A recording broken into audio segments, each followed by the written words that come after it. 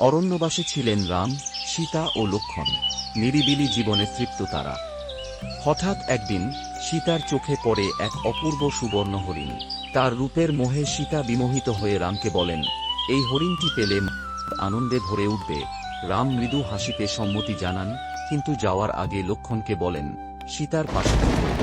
এই অল্প কিছুক্ষণের মধ্যেই সীতা শুনতে পান রামের যন্ত্রণাময় কণ্ঠ, হা লক্ষ্মণ, আমার স্বামী বিপদে, যাও তাকে রক্ষা করো।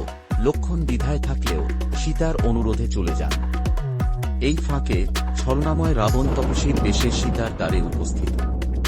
অতিথি বরণে দ্বিধা করেননি সীতা, হৃদয়ে ভক্তি, চোখে ভরসা। কিন্তু মুহূর্তেই রাবণ ফাঁস করে নিজের রাক্ষস রূপ ছিন্ন করে বিশ্বাস, সীতাকে টেনে তোলে তার পুষ্পে। আকাশ বিহারে সীতা চিৎকার করেন, কাঁদেন, হে রাম, প্রতিটি মুহূর্তে তাঁর হৃদয় ছিঁড়ে যায়। বৃদ্ধ জটাজু প্রাণপাত করে রাবণকে থামাতে চাইলেও ব্যর্থ হন। সীতাহরণ শুধু এক অপহরণের কাহিনী নয়, এটি এক ভগ্ন হৃদয়ের আর্তনাদ, এক নায়কের প্রতিজ্ঞা, আর এক প্রেমের অগ্নি পরীক্ষা।